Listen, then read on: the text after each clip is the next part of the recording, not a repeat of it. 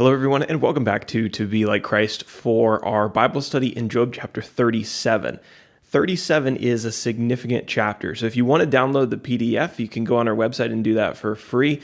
But as we take a look at it, you can see on our short outline of the book of Job, the chapter is significant because it's the end. Finally, we've made it through, by the end of the study, the second section of the book, where Job and his friends are discussing the reasons for his sufferings. You remember it started out in chapter 3 with Job and Bildad and Zophar and Eliphaz. And then in chapter 32, this younger man, Elihu, has been speaking, and he's speaking all the way up through 37. Finally, we're going to hear from God in chapter 38. That's going to take us into our third section of the book. I don't think there's a whole lot of reason to go over our characters section because hopefully by now you know all of these individuals, but Elihu is once again going to be, for the last time, the primary speaker in Job 37.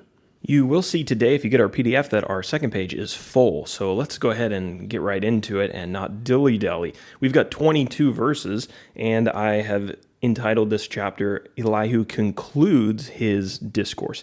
So at the end of Job 36, Elihu began talking about a thunderstorm. You remember that? And he used this as to talk about the mystery of God's power. Elihu may have chosen this example because a real thunderstorm was actually rolling in while he was speaking. And this assumption is kind of supported by the last chapter and also by the next chapter, where God is going to speak from a whirlwind, which may have been a result of that storm.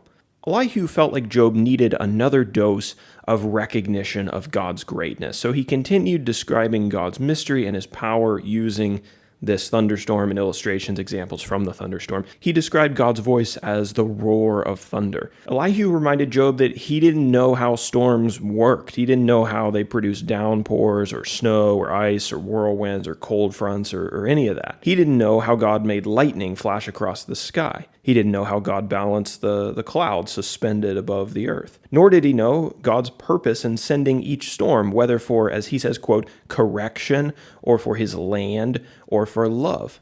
Suppose God could use a storm for all of those things, or none of those things, maybe something entirely different. Job didn't know, and we don't always know.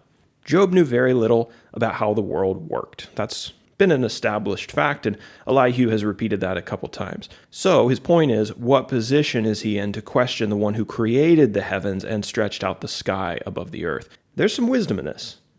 This is somewhat of a fair critique, and the reason that I say that is because we're going to see God challenging Job on really that very issue in the next couple chapters. So yeah, Elihu has some wise things to say, but there's other things that he makes mistakes about. So he's certainly not the one who's come to declare perfect wisdom, although he has some wisdom. Now, in what may have been Elihu's wisest statement, he said this in verse 19, "We cannot draw up our case because of darkness." And again, I think he's right about this. He's right to suggest that they were speaking from a place of darkness, a place of ignorance. And it was difficult for any man to speak about God's work with precision because of just how little humans know. He was right that Job had drawn some wrong conclusions due to ignorance. Where I think Elihu really messes up, though, is Elihu also should have applied this advice and this realization to himself, because many of the things that he had concluded about God were equally made in ignorance. He'd reached those conclusions in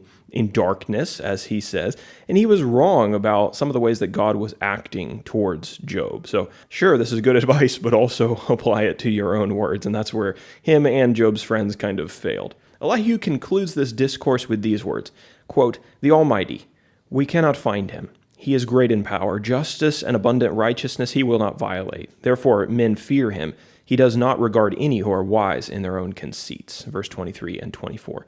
So thus ends the speech, the multi-chapter speech of Elihu, and the full discussion between Job and his friends. Now in the next chapter, what we're going to see is God finally descending, speaking through this whirlwind, to give his final words on the matter, and God's answer and his kind of follow-up response to Job's situation is going to span Job 38 through 42. Okay, so let's talk about our application now. We are fresh out of the book. Well, I shouldn't say fresh. We're 30-some chapters out of it. But it wasn't too long ago when we did the book of Proverbs and studied through that, and I thought, if some of the Proverbs had been applied here, could have really improved this conversation. If Elihu had stuck to the points that he made just in this chapter, we might have declared him to be the wise man that he claimed to be in chapter 33 and chapter 36. Elihu's problem, though, was that he spoke too much. He could have been thought wise, but instead we put him in the company of Job's other three friends because his abundance of words revealed his ignorance, and that reminded me of the book of Proverbs.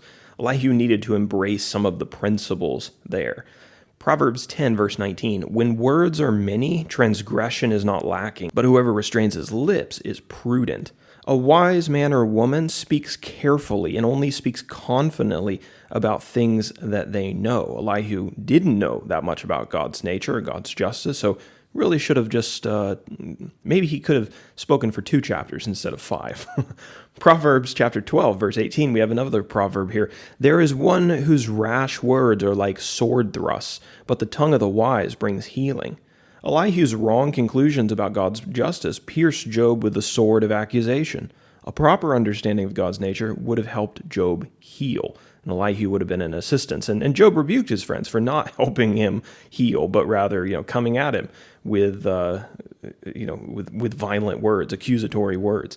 And then another one, Proverbs 15:28. The heart of the righteous ponders how to answer, but the mouth of the wicked pours out evil things. Do you remember how Elihu said that he was bursting like a wineskin to speak in Job chapter 32?